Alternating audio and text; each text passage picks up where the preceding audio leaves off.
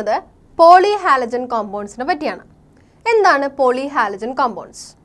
Carbon compounds containing more than one halogen atom. ഒന്നിൽ കൂടുതൽ halogen atom ഉള്ള carbon containing കോമ്പൗണ്ട്സിനെയാണ് പോളിഹാലജൻ കോമ്പൗണ്ട്സ് വിളിക്കുന്നത്. നമുക്ക് ചില പോളിഹാലജൻ കോമ്പൗണ്ട്സിനെ പരിചയപ്പെടാം. ആദ്യത്തെ കോമ്പൗണ്ട് ആയിട്ട് പഠിക്കുന്നത് ഡൈക്ലോറോമീഥെയ്ൻ. ഡൈക്ലോറോമീഥെയിൻ്റെ മറ്റൊരു പേരാണ് methylene chloride. Methylene chloride or dichloromethane. ഇതിൻ്റെ chemical formula CH2Cl2, methylene chloride. Methylene CH2Cl2, methylene chloride. ഈ മെഥിലീൻ ക്ലോറൈഡ് അല്ലെങ്കിൽ ഡൈക്ലോറോമീഥെയിൻ എന്ന പോളിഹാലജൻ കോമ്പൗണ്ട് സാധാരണയായിട്ട് ഒരു കളർലെസ് സ്വീറ്റ് സ്മെല്ലിംഗ് വൊളറ്റൈൽ ആയിട്ടുള്ള ലിക്വിഡാണ്. അപ്പോൾ ഇത് വൊളറ്റൈൽ എന്ന് പറഞ്ഞു കഴിഞ്ഞാൽ വളരെ പെട്ടെന്ന് ആവിയായിട്ട് മാറാൻ സാധ്യതയുള്ള കളർലെസ് ആയിട്ടുള്ള നല്ല സ്വീറ്റ് സ്മെല്ലുള്ള ഒരു ലിക്വിഡാണ് CH2Cl2. എന്തൊക്കെയാണ് ഇതിൻ്റെ യൂസസ് എന്നൊന്ന് നോക്കാം. Dichloromethane is used as a solvent and paint remover. ഒരു നല്ല സോൾവെൻ്റ് ആയിട്ടും പെയിൻറ്റ് റിമൂവറായിട്ടും ഡൈക്ലോറോമീഥെയിൻ ഉപയോഗിക്കുന്നു. ഇതുകൂടാതെ എയറോസോൾസിൽ പ്രൊപ്പലൻ്റ് ആയിട്ട് ഈ സോൾവെൻറ്റ് ഉപയോഗിക്കുന്നുണ്ട്. മാത്രമല്ല മെറ്റലുകളുടെ ക്ലീനിങ്ങിനായിട്ടും അതുപോലെ തന്നെ ഒരു ഫിനിഷിംഗ് സോൾവെൻ്റ് ആയിട്ടും ഡൈക്ലോറോമീഥെയിൻ ഉപയോഗിക്കാം. മറ്റൊരു പ്രധാനപ്പെട്ട യൂസ് എന്ന് പറയുന്നത് പല ഡ്രഗിൻ്റെയും മാനുഫാക്ചറിന് ഒരു സോൾവെൻ്റ് ആയിട്ട് ഈ ഒരു മെറ്റീരിയൽ, ഈ ഒരു പോളിഹാലജൻ കോമ്പൗണ്ട് ഉപയോഗിക്കുന്നുണ്ട്. ഇത്തരത്തിൽ ഒരുപാട് ഇൻഡസ്ട്രിയൽ ആപ്ലിക്കേഷനുള്ള ഒരു കോമ്പൗണ്ടാണ് ഡൈക്ലോറോമീഥെയിൻ. എന്താണ് ഈ ഡൈക്ലോറോമീഥെയിൻ്റെ ഹാംഫുൾ ഇഫക്ട്സ്? അതും കൂടെ ഒന്ന് പ്രത്യേകമായിട്ട് ശ്രദ്ധിക്കണം. ഡൈക്ലോറോമീഥെയിൻ ഒരു ഓർഗാനിക് സോൾവെൻ്റ് ആണ് അല്ലേ? അതുകൊണ്ട് തന്നെ വളരെ ചെറിയ അളവിൽ എയറിൽ എക്സ്പോഷർ ഉണ്ടായിക്കഴിഞ്ഞാൽ അത് നമ്മുടെ കാഴ്ചയെയും കേൾവിയെയും ഒക്കെ ചെറിയ രീതിയിൽ ബാധിക്കാൻ സാധ്യതയുണ്ട്. ഈ കാഴ്ചയെയും കേൾവിയെയും ബാധിക്കുന്നു എന്ന് പറയുമ്പോൾ ഇതിൻ്റെ കോൺസെൻട്രേഷൻ കൂടിക്കഴിഞ്ഞാൽ നമ്മുടെ കണ്ണിൻ്റെ കോർണിയെ വരെ ബേൺ ചെയ്യാനുള്ളത്ര കപ്പാസിറ്റി ഉള്ള ഒരു ഓർഗാനിക് കോമ്പൗണ്ടാണ് ഡൈക്ലോറോമീഥെയിൻ. ഇതുകൂടാതെ തന്നെ when we are exposed to this compound in high level, കൂടുതൽ കോൺസെൻട്രേഷനിൽ എക്സ്പോഷർ സംഭവിച്ചു കഴിഞ്ഞാൽ പല തരത്തിലുള്ള ബുദ്ധിമുട്ടുകൾ നമുക്ക് അനുഭവപ്പെടാനുള്ള സാധ്യതയുണ്ട്. ഇറ്റ് ഇൻക്ലൂഡ്സ് ഡിസിനസ് എന്ന് പറഞ്ഞു കഴിഞ്ഞാൽ തലചുറ്റൽ, നൗസിയ എന്ന് പറഞ്ഞു കഴിഞ്ഞാൽ മനം പുരട്ടി വരിക, അങ്ങനെ ഛർദ്ദിക്കാനൊക്കെ വരിക, മനം പുരട്ടി വരിക. ഇനി അടുത്തത് ടിംഗ്ലിംഗ് എന്ന് പറഞ്ഞു കഴിഞ്ഞാൽ തളർച്ച തോന്നുക. ഇതുകൂടാതെ numbness in fingers and toss, അതായത് നമ്മുടെ ഫിംഗറിൻ്റെയും ടോസിലുമൊക്കെ കൈൻ്റെയും കാലിൻ്റെയും വിരലിലൊക്കെ ഒരു സെൻസിറ്റിവിറ്റി ഇല്ലാതിരിക്കുക, നമുക്ക് അവിടെ തൊട്ട് കഴിഞ്ഞാൽ അറിയാത്തൊരു തരം അവസ്ഥ, ഫീലിംഗ് ഇല്ലാതിരിക്കുക. ഇങ്ങനെയുള്ള പലതരത്തിലുള്ള ഹാംഫുൾ ഇഫക്ട്സിനും കാരണമാകുന്ന ഒരു ഓർഗാനിക് കോമ്പൗണ്ടാണ്, ഒരു പോളിഹാലജൻ കോമ്പൗണ്ടാണ് ഡൈക്ലോറോമീഥെയിൻ. ഇതുകൂടാതെ നമ്മുടെ സ്കിന്നുമായിട്ട് ഡയറക്റ്റ് കോണ്ടാക്റ്റ് വന്നു കഴിഞ്ഞാൽ സാധാരണയായിട്ട് സ്കിന്നിൽ ചെറിയ തരത്തിലുള്ള റെഡ്നെസ്സോ അല്ലെങ്കിൽ ഒരു ബേണിംഗ് സെൻസിറ്റിവിറ്റിയോ ഒക്കെ കാണിക്കാനുള്ള സാധ്യതയുണ്ട്. ഇങ്ങനെയുള്ള ഒരു പോളിഹാലജൻ കോമ്പൗണ്ടാണ് ഡൈക്ലോറോമീഥെയിൻ. അടുത്ത പോളിഹാലജൻ കോമ്പൗണ്ടായിട്ട് നമ്മൾ പഠിക്കുന്നത് ട്രൈക്ലോറോമീഥെയിൻ. ട്രൈക്ലോറോമീഥെയിൻ എന്ന ഈ ഓർഗാനിക് കോമ്പൗണ്ടിൻ്റെ കോമൺ നെയിം നമുക്ക് വളരെയധികം പരിചയമുള്ള ഒന്നാണ്, ക്ലോറോഫോം. ക്ലോറോഫോമിൻ്റെ chemical formula CHCl3. ഇപ്പോൾ ക്ലോറോഫോമിനെ പറ്റി അറിയുന്ന കുറച്ച് കാര്യങ്ങൾ എന്തൊക്കെയാണ്? ക്ലോറോഫോം നമ്മൾ സ്മെല്ല് ചെയ്ത് കഴിഞ്ഞാൽ പെട്ടെന്ന് തന്നെ നമ്മൾ ബോധം കെട്ട് വീഴുന്നു അല്ലേ, തല ചുറ്റി വീഴുന്നു, ഇത് നമുക്ക് അറിയാം. അതുപോലെ തന്നെ ക്ലോറോഫോമിൻ്റെ മറ്റൊരു പ്രത്യേകതയാണ് it will undergo air oxidation in the presence of sunlight. സൺലൈറ്റിൻ്റെ പ്രസൻസിൽ ക്ലോറോഫോമിന് ഓക്സിഡേഷൻ സംഭവിക്കുകയും ഹൈലി പോയ്സണസ് ആയിട്ടുള്ള കാർബണൈൽ ക്ലോറൈഡ് എന്ന ഗ്യാസ് ഫോം ചെയ്യുകയും ചെയ്യുന്നു. ഈ കാർബണൈൽ ക്ലോറൈഡിന് പറയുന്ന മറ്റൊരു പേരാണ് ഫോസ്ജീൻ. ഇവിടെ അതിൻ്റെ കെമിക്കൽ ഫോർമുല ഒന്ന് ശ്രദ്ധിക്കൂ. CaCl3 undergo oxidation in the presence of sunlight and form COCl2, അതാണ് carbonyl chloride. In addition with carbonyl chloride, HCl gas is also produced. ഇങ്ങനെ ഇത്തരത്തിൽ ഹൈലി പോയ്സണസ് ആയിട്ടുള്ള ഒരു കാർബണൈൽ ക്ലോറൈഡ് പോലെയുള്ള ഗ്യാസുകളെ ഉണ്ടാക്കാൻ കഴിവുള്ള ഒന്നാണ് ക്ലോറോഫോം. ഈ ഒരു പ്രവർത്തനം നടക്കുന്നതുകൊണ്ട് തന്നെ ക്ലോറോഫോമിനെ നന്നായി ശ്രദ്ധിച്ച് സൂക്ഷിച്ചു വെക്കേണ്ടത് ആവശ്യമാണ് അല്ലേ? എന്തൊക്കെ പ്രിസർവേഷൻ മെത്തേഡുകളാണ് നമ്മൾ ക്ലോറോഫോമിനെ സൂക്ഷിക്കുമ്പോൾ ശ്രദ്ധിക്കേണ്ടത് എന്നൊന്ന് നോക്കാം. പ്രധാനമായിട്ടും ആദ്യത്തെ കാര്യം എന്ന് പറയുന്നത് chloroform should be stored in dark colour bottles. എന്തിനാണ് ഡാർക്ക് കളർ ബോട്ടിലുകൾ സൂക്ഷിക്കുന്നത്? സൺലൈറ്റ് ഡയറക്റ്റ്ലി കോണ്ടാക്ട് വന്ന് അതിൻ്റെ ഓക്സിഡേഷൻ സാധ്യതയുണ്ട് അല്ലേ? അപ്പോൾ ഇത്തരത്തിൽ സൺലൈറ്റ് ഡയറക്റ്റ് ആയിട്ട് കോണ്ടാക്ട് വരാതിരിക്കാനായിട്ട് എപ്പോഴും ഡാർക്ക് കളർ ബോട്ടിലുകളിലാണ് ക്ലോറോഫോം സൂക്ഷിച്ചിരിക്കുന്നത്. നിങ്ങൾ നിങ്ങളുടെ ലാബുകളിൽ ഒന്ന് ശ്രദ്ധിച്ച് നോക്കിയാൽ നിങ്ങൾക്ക് കാണാം ബ്രൗൺ അല്ലെങ്കിൽ ബ്ലാക്ക് കളർ ബോട്ടിലായിരിക്കും ക്ലോറോഫോം സൂക്ഷിച്ചിരിക്കുന്നത്. അടുത്ത ഒരു കാര്യം ശ്രദ്ധിക്കേണ്ടതെന്ന് വെച്ച് കഴിഞ്ഞാൽ ക്ലോറോഫോം സൂക്ഷിക്കുന്ന ബോട്ടിലിൻ്റെ കംപ്ലീറ്റ് ഫില്ലാകുന്ന രീതിയിലായിരിക്കും എപ്പോഴും ഇവ സൂക്ഷിക്കുന്നത്. കാരണം ഒരു ഇഞ്ച് സ്ഥലം പോലും വേക്കൻ്റ് ആയിട്ട് നിന്ന് കഴിഞ്ഞാൽ അവിടെ പുറമേ നിന്നും എയർ വന്ന് ഓക്സിഡേഷന് സാധ്യതയുണ്ട്. അതിനെ പ്രിവെൻറ്റ് ചെയ്യാനായിട്ട് the bottle should be completely filled with chloroform. അതാണ് രണ്ടാമത്തെ ഒരു പ്രിസർവേഷൻ മെത്തേഡ്. മൂന്നാമത്തെ ഒരു മെത്തേഡ് എന്ന് പറഞ്ഞു കഴിഞ്ഞാൽ സാധാരണയായിട്ട് ക്ലോറോഫോമിലേക്ക് 1% എത്തനോൾ ആഡ് ചെയ്ത് വെക്കുന്നു. എന്തിനാണ് ഈ 1% എത്തനോൾ ആഡ് ചെയ്യുന്നത്? എന്തെങ്കിലും സാഹചര്യം കൊണ്ട് ക്ലോറോഫോമിന് ഓക്സിഡേഷൻ സംഭവിച്ച് ഫോസ്ജീൻ പോലെയുള്ള പോയ്സണസ് ഗ്യാസസ് ഉണ്ടാവുകയാണെങ്കിൽ ഈ ഫോസ്ജീൻ എന്ന് പറയുന്ന പോയ്സണസ് ഗ്യാസ് ഈ 1% എത്തനോളുമായിട്ട് റിയാക്ട് ചെയ്യുകയും അതിൻ്റെ ഫലമായിട്ട് ഡൈ ഈഥൈൽ കാർബണേറ്റ് എന്ന നോൺ വോളറ്റൈലും നോൺ ടോക്സിക്കുമായിട്ട് ഒരു കോമ്പൗണ്ട് ഉണ്ടാവുകയും ചെയ്യുന്നു. അപ്പോൾ ഇങ്ങനെ ഫോസ്ജീൻ പ്രൊഡ്യൂസ് ചെയ്യുന്നത് പ്രിവെൻറ്റ് ചെയ്യാനായിട്ട് 1% എത്തനോള് സാധാരണയായിട്ട് ക്ലോറോഫോമിൽ ആഡ് ചെയ്ത് വെക്കാറുണ്ട്. ഇവിടെ നോക്കാം, chloroform undergo oxidation and form phosgene COCl2. ഈ ഫോസ്ജീൻ 1% എത്തനോൾ അല്ലെങ്കിൽ C2H5OHുമായിട്ട് റിയാക്ട് ചെയ്തുകൊണ്ട് ഡൈ ഈഥൈൽ കാർബണേറ്റ് എന്ന് പറയുന്ന നോൺ വോളറ്റൈലും നോൺ ടോക്സിക്കുമായിട്ടുള്ള ഒരു കോമ്പൗണ്ട് ഫോം ചെയ്യുന്നു. ട്രൈക്ലോറോമീഥെയ്ൻ അല്ലെങ്കിൽ ക്ലോറോഫോം എന്ന പോളി ഹാലജൻ കോമ്പൗണ്ടിൻ്റെ പ്രധാനപ്പെട്ട യൂസസ് എന്തൊക്കെയാണെന്ന് നോക്കാം. നമുക്കറിയാവുന്ന പോലെ തന്നെ ഈ ഒരു ഓർഗാനിക് കോമ്പൗണ്ട് ഒരു നല്ല ലബോറട്ടറി റിയേജൻ്റ് ആയിട്ട് നമ്മൾ ഉപയോഗിക്കുന്നുണ്ട് അല്ലേ? നമ്മൾ ലാബിൽ പല കെമിക്കൽ എക്സ്പെരിമെൻറ്റ്സ് ചെയ്യുമ്പോഴും ക്ലോറോഫോം ഒരു അത്യാവശ്യമുള്ള റിയേജൻ്റാണ്. ഇതുകൂടാതെ it is used as a solvent for fat, alkaloids and iodine. Fat, ആൽക്കലോയിഡുകൾ, അയഡിൻ എന്നിവയുടെ ഒരു നല്ല സോൾവെൻ്റ് ആയിട്ടും ട്രൈക്ലോറോമീഥെയ്ൻ ഉപയോഗിക്കുന്നു. മറ്റ് ഉപയോഗങ്ങൾ എന്തൊക്കെയാണെന്ന് നോക്കാം. അടുത്തൊരു ഉപയോഗമായിട്ട് പറയുന്നത് ഫ്രിയോൺ റെഫ്രിജറൻ്റ് ആയിട്ടുള്ള R22ൻ്റെ പ്രൊഡക്ഷൻ അല്ലെങ്കിൽ മാനുഫാക്ചറിന് വേണ്ടി ഉപയോഗിക്കുന്നു എന്നുള്ളതാണ്. ഇതുകൂടാതെ കുറച്ച് കാലങ്ങൾക്ക് മുമ്പ് വരെ ഒരു അനസ്തെറ്റിക് ആയിട്ട് ഓപ്പറേഷനൊക്കെ ചെയ്യുമ്പോൾ അനസ്തേഷ്യ കൊടുക്കുന്നതിന് വേണ്ടിയിട്ട് ക്ലോറോഫോമാണ് ഉപയോഗിച്ചിരുന്നത്. എന്നാൽ ഇന്ന് അത് മാറി ഈതർ പോലെയുള്ള സബ്സ്റ്റൻസുകളാണ് ഉപയോഗിക്കുന്നത്. ഇവയെല്ലാം തന്നെ ക്ലോറോഫോമിൻ്റെ പ്രധാനപ്പെട്ട യൂസസ് ആണ്. ക്ലോറോഫോം മൂലമുണ്ടാകുന്ന ഹാംഫുൾ ഇഫക്ട്സ് എന്തൊക്കെയാണെന്ന് നോക്കാം. വളരെ പ്രധാനപ്പെട്ട ഒന്നെന്ന് പറയുന്നത് ക്ലോറോഫോം അമിതമായി ശ്വസിക്കുന്നത് സെൻട്രൽ നെർവസ് സിസ്റ്റത്തിനെ ബാധിക്കുന്നു എന്നുള്ളതാണ്. നമ്മൾ ശ്വസിക്കുന്ന വായുവിൽ ഏകദേശം 900 ppm അല്ലെങ്കിൽ 900 പാർട്സ് പെർ മില്യൺ ക്ലോറോഫോമിൻ്റെ അളവ് ഉണ്ട് എങ്കിൽ അത് ശ്വസിക്കുന്നത് വഴി നമുക്ക് തലചുറ്റൽ, ക്ഷീണം, തലവേദന പോലെയുള്ള ബുദ്ധിമുട്ടുകളൊക്കെ ഉണ്ടാകാനുള്ള സാധ്യതയുണ്ട്. ഇതുകൂടാതെ തന്നെ they may cause damage to liver and kidney. കൂടുതൽ അളവിൽ ക്ലോറോഫോം കണ്ടൻറ്റ് നമ്മുടെ ശരീരത്തിൽ ചെന്ന് കഴിഞ്ഞാൽ അത് കിഡ്നിയെയും ലിവറിനെയും ബാധിക്കാൻ വരെ സാധ്യതയുണ്ട്. എന്തുകൊണ്ടാണ് ക്ലോറോഫോം കിഡ്നിയെയും ലിവറിനെയും ഒക്കെ ബാധിക്കുന്നത്? കിഡ്നി, ലിവർ എന്നിവയിൽ ക്ലോറോഫോം എത്തപ്പെടുകയും അവിടെ ക്ലോറോഫോം ഓക്സിഡേഷൻ സംഭവിച്ചുകൊണ്ട് ഫോസ്ജീൻ എന്ന പോയ്സണസ് ഗ്യാസ് ആയിട്ട് മാറുകയും ചെയ്യുന്നു. അതിനാലാണ് chronic exposure to this chloroform may cause damage to liver and kidney എന്ന് പറയുന്നത്.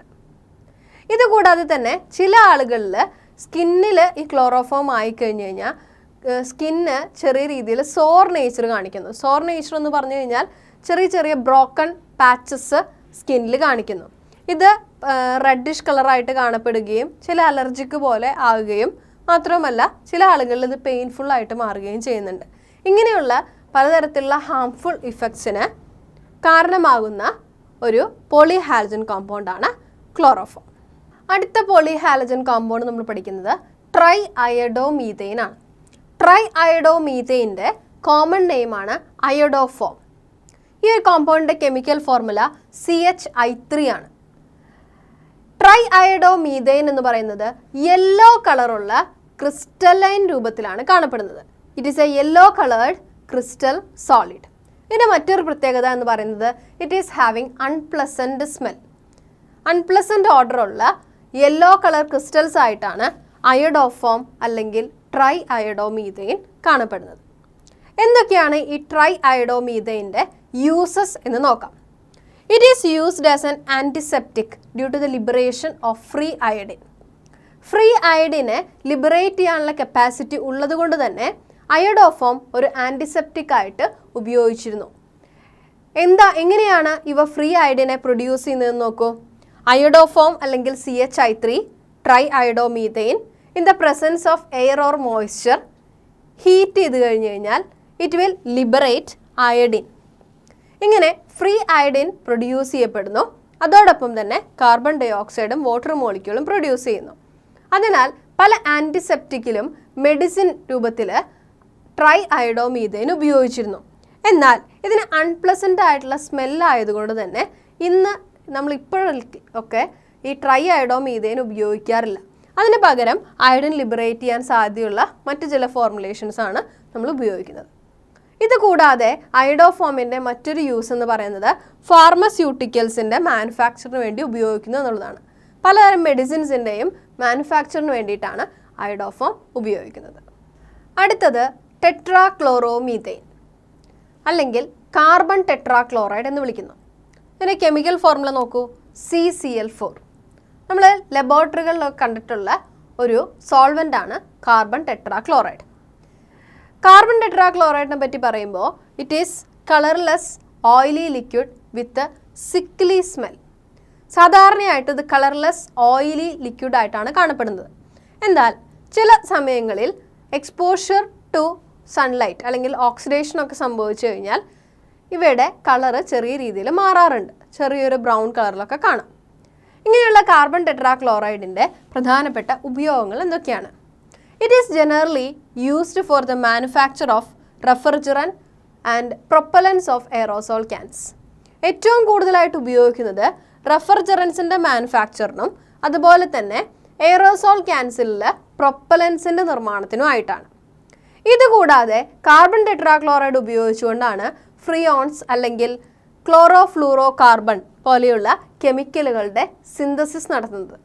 ഇത്തരം കെമിക്കലുകളുടെ സിന്തസിസ് നടത്തുമ്പോഴുള്ള മെയിൻ ഫീഡ് സ്റ്റോക്ക് ആയിട്ട് ഉപയോഗിക്കുന്നത് ഈ കാർബൺ ടെട്രാക്ലോറൈഡാണ്. ഇതുകൂടാതെ തന്നെ ഇൻഡസ്ട്രിയലിയും അതുപോലെ തന്നെ നമ്മുടെ വീടുകളിൽ പോലും ഒരുപാട് ഉപയോഗമുള്ള ഒരു സോൾവെൻ്റ് ആണ് കാർബൺ ടെട്രാക്ലോറൈഡ്.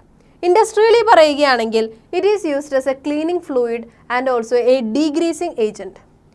ഗ്രീസ് എല്ലാം റിമൂവ് ചെയ്യുന്ന ഡീഗ്രീസിങ് ഏജൻ്റ് ആയിട്ടും ക്ലീനിങ് ഫ്ലൂയിഡ് ആയിട്ടും ഇൻഡസ്ട്രിയലി കാർബൺ ടെട്രാക്ലോറൈഡ് ഉപയോഗിക്കുന്നു. ഇതുകൂടാതെ വീടുകളിലാണെങ്കിൽ ചെറിയ സ്റ്റെയിൻ, സ്പോട്ട് എന്നിവയെല്ലാം റിമൂവ് ചെയ്യുന്ന സ്പോട്ട് റിമൂവേഴ്സായിട്ടും കാർബൺ ടെട്രാക്ലോറൈഡ് ഉപയോഗിക്കാവുന്നതാണ്. ഇതിനെല്ലാം പുറമെ ലബോറട്ടറികളിലെ ഒരു നല്ല റിയേജൻ്റാണ് കാർബൺ ടെട്രാക്ലോറൈഡ്. ഇതുകൂടാതെ ഫയർ എക്സ്റ്റിങ്ക്വിഷേഴ്സിലും CCl4 അല്ലെങ്കിൽ കാർബൺ ടെട്രാക്ലോറൈഡിൻ്റെ ഉപയോഗം കണ്ടുവരുന്നുണ്ട്. ടെട്രാക്ലോറോമീഥെയിൻ അല്ലെങ്കിൽ കാർബൺ ടെട്രാക്ലോറൈഡിൻ്റെ ഹാംഫുൾ ഇഫക്ട്സ് എന്തൊക്കെയാണെന്ന് പഠിക്കാം. CCl4 causes liver cancer in human. മനുഷ്യരിൽ ലിവർ ക്യാൻസറിന് വരെ സാധ്യതയുള്ള ഒരു പോളിഹാലജൻ കോമ്പൗണ്ടാണ് കാർബൺ ടെട്രാക്ലോറൈഡ്. ഇതുകൂടാതെ ഇത് നമ്മൾ ചെറിയൊരു അളവിലൊക്കെ കാർബൺ ടെട്രാക്ലോറൈഡ് ശ്വസിച്ചു കഴിഞ്ഞാൽ തലചുറ്റൽ, മനം പുരട്ടൽ, അതുപോലെ തലയ്ക്കൊരു ഭാരം, വോമിറ്റിംഗ് ടെൻഡൻസി ഇവയ്ക്കെല്ലാം കാരണമാകുന്നു. ഇങ്ങനെ ഉള്ളത് കണ്ടിന്യൂ ചെയ്തു കഴിഞ്ഞാൽ it will damage to the nerve cells. ഇങ്ങനെ വളരെയധികം പ്രശ്നക്കാരനായിട്ടുള്ള ഒരു കെമിക്കലാണ് കാർബൺ ടെട്രാക്ലോറൈഡ്. ചില സന്ദർഭങ്ങളിൽ ഈ കാർബൺ ടെട്രാക്ലോറൈഡ് കോമ സ്റ്റേജിലേക്ക് വരെ വഴിതെളിക്കാറുണ്ട്. കോമ, അൺകോൺഷ്യസ്നെസ്, ഈവൻ ഡെത്ത് വരെ സംഭവിക്കാൻ കാരണമാകാറുണ്ട് എന്നുള്ളതാണ് പ്രധാനപ്പെട്ട മറ്റൊരു കാര്യം. കാർബൺ ടെട്രാക്ലോറൈഡ് നമ്മൾ ശ്വസിക്കുമ്പോൾ it may cause irregular heartbeat or even it may cause to stop it. നമ്മുടെ ഹാർട്ട് ബീറ്റ് ഇറഗുലർ ആവുകയും പിന്നീട് ഹാർട്ട് ബീറ്റ് നിലയ്ക്കുന്നതിന് വരെ കാരണമാവുകയും ചെയ്യുന്ന ഒന്നാണ് കാർബൺ ടെട്രാക്ലോറൈഡ്. അപ്പോൾ മനുഷ്യരിൽ ഒരുപാടധികം ഹാനികരമായിട്ടുള്ള ഇഫക്ട്സ് കാണിക്കുന്ന ഒരു കെമിക്കലാണ് കാർബൺ ടെട്രാക്ലോറൈഡ്. അതുകൊണ്ട് തന്നെ ഇവയുടെ ഉപയോഗം വളരെയധികം ശ്രദ്ധിച്ചു വേണം നമ്മൾ ചെയ്യാനായിട്ട്. ഈവൻ ലാബുകളിലാണെങ്കിലും നിങ്ങളെല്ലാം ചെറിയ രീതിയിൽ അല്ലെങ്കിൽ ചെറിയൊരു എമൗണ്ടിൽ കാർബൺ ടെട്രാക്ലോറൈഡ് ഉപയോഗിക്കുമ്പോൾ എപ്പോഴും പരമാവധി ശ്വസിക്കാതിരിക്കാൻ പ്രത്യേകം ശ്രദ്ധിക്കണം. ഇനി മനുഷ്യരിലും ജീവജാലങ്ങളിലും മാത്രമല്ല നമ്മുടെ അറ്റ്മോസ്ഫിയറിൽ വരെ ഹാംഫുൾ ഇഫക്ട്സ് കാണിക്കുന്ന ഒരു കെമിക്കൽ കൂടിയാണിത്. അറ്റ്മോസ്ഫിയറിലേക്ക് ഇത് തുറന്നു വിട്ടാൽ ഇത് ഉയർന്നു പൊങ്ങുകയും നമ്മുടെ ഓസോൺ ലെയറിന് ഡിപ്ലീഷൻ സംഭവിക്കുകയും ചെയ്യുന്നു. ഓസോൺ ലെയറിന് ഡിപ്ലീഷൻ സംഭവിക്കുക വഴി എന്താണ് ഉണ്ടാവുക? ഓസോൺ ലെയറിന് ഡിപ്ലീഷൻ സംഭവിക്കുക വഴി UV റേഡിയേഷൻസ്, സൂര്യനിൽ നിന്നുള്ള UV റേഡിയേഷൻസ് ഭൂമിയിലേക്ക് എത്തുന്നതിനും അതുപോലെ തന്നെ പലതരത്തിലുള്ള സ്കിൻ ക്യാൻസർ പോലെയുള്ള അസുഖങ്ങൾക്ക് കാരണമാവുകയും ചെയ്യുന്നു. ഇങ്ങനെ ഒരുപാട് ഹാംഫുൾ ഇഫക്ട്സ് ഉള്ള ഒരു പോളി ഹാലജൻ കോമ്പൗണ്ടാണ് കാർബൺ ടെട്രാക്ലോറൈഡ് അഥവാ CCl4. അടുത്ത കോമ്പൗണ്ടിലേക്ക് കിടക്കാം. അടുത്ത കോമ്പൗണ്ട്സാണ് ഫ്രിയോൺസ്. ഫ്രിയോൺസ് എന്നാൽ എന്താണ്? The chlorofluoro compounds of methane and ethane are collectively known as frions. മീഥേൻ്റെയും ഈഥേൻ്റെയും ക്ലോറോഫ്ലൂറോ കോമ്പൗണ്ടുകളെയാണ് ഫ്രിയോൺസ് എന്ന് വിളിക്കുന്നത്. എന്താണ് ഈ ഫ്രിയോൺസിൻ്റെ പ്രത്യേകത? ഫ്രിയോൺസ് എന്ന് പറയുന്നത് ഹൈലി സ്റ്റേബിൾ ആയിട്ടുള്ള, അൺറിയാക്റ്റീവ് ആയിട്ടുള്ള, നോൺ ടോക്സിക് ആയിട്ടുള്ള, അതുപോലെ തന്നെ നോൺ കൊറോസീവ് ആയിട്ടുള്ള, ഈസിലി ലിക്വിഫയബിൾ ഗ്യാസസ് ആണ്. അതുകൊണ്ട് തന്നെ ഫ്രിയോൺസ് ഹൈലി സ്റ്റേബിൾ കോമ്പൗണ്ടുകളാണ്. ഈ ഫ്രിയോൺസ് എന്ന് പറയുമ്പോൾ ഒരുപാട് ഫ്രിയോൺ കോമ്പൗണ്ടുകൾ ഇന്ന് അവൈലബിൾ ആണ്. എന്നാൽ ഇതിൽ തന്നെ ഫ്രിയോൺ 12 എന്ന ഫ്രിയോൺ ആണ് ഏറ്റവും കൂടുതൽ ഇൻഡസ്ട്രിയലി ഇമ്പോർട്ടൻസ് ഉള്ളത്. ഫ്രിയോൺ 12 അല്ലെങ്കിൽ ഡൈഫ്ലൂറോ methane.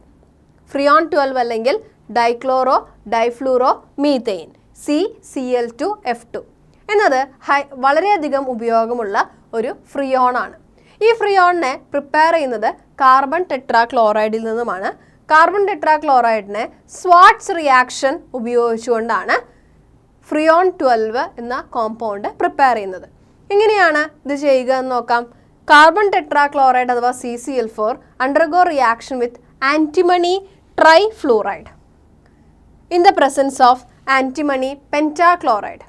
As a result of this reaction, we will get Freon 12 and also antimony trichloride. ഈ റിയാക്ഷനെയാണ് സ്വാട്സ് റിയാക്ഷൻ എന്ന് വിളിക്കുന്നത്. അപ്പോൾ ഹൈലി സ്റ്റേബിൾ ആയിട്ടുള്ള ഫ്രിയോൺ 12 എന്ന ഫ്രിയോൺ ലഭിക്കുന്നത് സ്വാട്സ് റിയാക്ഷൻ വഴിയാണ്. ഫ്രിയോൺസ് എന്ന കോമ്പൗണ്ടുകളുടെ പ്രധാനപ്പെട്ട ഉപയോഗങ്ങൾ എന്തൊക്കെയാണെന്ന് പഠിക്കാം. അപ്പോൾ ഫ്രിയോൺസിലെ ഏറ്റവും പ്രധാനപ്പെട്ട ഒരു കോമ്പൗണ്ടുകളാണ് ഫ്രിയോൺ 12 അല്ലേ. ഈ ഫ്രിയോൺ 12ന് കൂടുതലായിട്ടും എയർ കണ്ടീഷനുകളിലും അതുപോലെ തന്നെ റെഫ്രിജറേറ്ററുകളിലും റെഫ്രിജറൻ്റ് ആയിട്ടാണ് ഉപയോഗിക്കുന്നത്. ഇതുകൂടാതെ എയറോസോൾ പ്രൊപ്പലൻസിൻ്റെ നിർമ്മാണത്തിനും ഫ്രിയോൺ 12 ഉപയോഗിക്കുന്നു. അപ്പോൾ ഇങ്ങനെ ഒരുപാട് അപ്ലിക്കേഷൻസും ഒരുപാട് ആളുകൾ ഉപയോഗിക്കുന്നതുമായിട്ടൊരു കോമ്പൗണ്ടായിട്ട് ഫ്രിയോൺ 12 മാറിക്കഴിഞ്ഞിരുന്നു. 1974 ആയപ്പോഴേക്കും ഈ ലോകത്തിലെ ഫ്രിയോൺ പ്രൊഡക്ഷൻ ഒരു വർഷത്തിൽ ഏകദേശം 2 ബില്യൺ പൗണ്ടായിട്ട് ഉയർന്നു. അപ്പോൾ ഇങ്ങനെ അത്രയധികം ഉപയോഗം വന്നപ്പോൾ ഈ ഫ്രിയോൺ ഒരു അഡ്വേഴ്സ് ഇഫക്റ്റോടെ കാണിച്ചു തുടങ്ങി. ഈ ഫ്രിയോൺ കോമ്പൗണ്ടുകൾ, ക്ലോറോഫ്ലൂറോ കാർബൺ കോമ്പൗണ്ടുകൾ റെഫ്രിജറേറ്ററിൽ നിന്നും അതുപോലെ തന്നെ എയർ കണ്ടീഷനിൽ നിന്നും പ്രൊഡ്യൂസ് ചെയ്യപ്പെടുന്നവ സ്ട്രാറ്റോസ്ഫിയറിൽ, ഭൂമിയുടെ സ്ട്രാറ്റോസ്ഫിയറിൽ എത്തപ്പെടുന്നു. ഇത് വളരെ അധികം അൺറിയാക്റ്റീവും ഹൈലി സ്റ്റേബിളുമായിട്ടുള്ളത് കൊണ്ട് തന്നെ സ്ട്രാറ്റോസ്ഫിയറിൽ എത്തുന്നത് വരെ അതിനൊരു മാറ്റവും സംഭവിക്കുന്നില്ല. എന്നാൽ സ്ട്രാറ്റോസ്ഫിയറിൽ എത്തുമ്പോൾ ഇത് ഒരു റാഡിക്കൽ ചെയിൻ റിയാക്ഷൻ ഇനീഷ്യേറ്റ് ചെയ്യുന്നതിന് കാരണമായി തീരുകയും അതുവഴി ഓസോൺ ലെയറിൻ്റെ ഡിപ്ലീഷന് കാരണമാവുകയും ചെയ്യുന്നു. ഇങ്ങനെ ഓസോൺ ലെയർ ഡിപ്ലീഷന് കാരണമായി തുടങ്ങിയതോടുകൂടി തന്നെ ഓസോൺ ബാലൻസ് ഭൂമിയിൽ കറക്റ്റ് അല്ലാതായി. അതിനാൽ നമ്മുടെ ഈ ലോകത്തിലെ പല രാജ്യങ്ങളിലും ഫ്രിയോണിൻ്റെ ഉപയോഗം നിർത്തി അതിന് പകരം മറ്റ് ചില കോമ്പൗണ്ടുകൾ ഉപയോഗിക്കാൻ തുടങ്ങി. ഇത്രയുമാണ് ഫ്രിയോണിൻ്റെ യൂസസ് ആയിട്ട് നമുക്ക് പഠിക്കാനുള്ളത്. അടുത്തതായിട്ട് നമ്മൾ പഠിക്കുന്ന ഒരു പോളി ഹാലജൻ കോമ്പൗണ്ടാണ് DDT. എന്താണ് DDT? PP P dash dichloro diphenyl trichloro ethane. Dichloro diphenyl trichloro ethane. ഇവിടെ DDTയുടെ സ്ട്രക്ചർ കൊടുത്തിട്ടുണ്ട്. ഇവിടെ നമുക്ക് കാണാം ഒരുപാട് ഹാലജൻ ആറ്റംസ്, ക്ലോറിൻ തന്നെ 4 ക്ലോറിൻ ആറ്റം പ്രസൻ്റ് ആയിട്ടുള്ള ഒരു കോമ്പൗണ്ടാണ് DDT. DDTയെ പറ്റി പഠിക്കാം. DDT എന്ന് പറയുന്നത് ഒരു വൈറ്റ് പൗഡറാണ്. It is insoluble in water but it is soluble in oil. വാട്ടറിൽ ഇൻസോല്യുബിൾ ആയതും എന്നാൽ ഓയിലിൽ സോല്യുബിൾ ആയതുമായിട്ടുള്ള വൈറ്റ് പൗഡറാണ് DDT. എന്തുകൊണ്ടാണ് ഇതിനെ P dash dichloro diphenyl trichloro ethane എന്ന് വിളിക്കുന്നത്?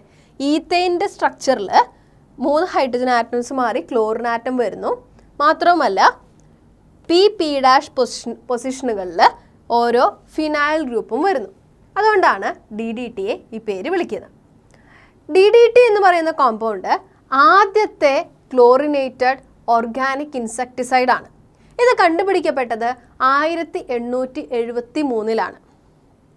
എന്നാൽ 1939 വരെ ഇതിൻ്റെ യൂസിനെ പറ്റിയൊന്നും വലിയൊരു ധാരണ ഉണ്ടായിരുന്നില്ല.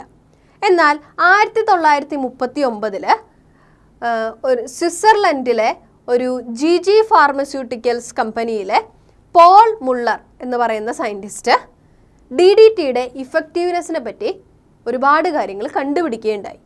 അതുകൊണ്ട് തന്നെ 1939 മുതലാണ് DDTയുടെ ഉപയോഗം കൂടി വന്നത്.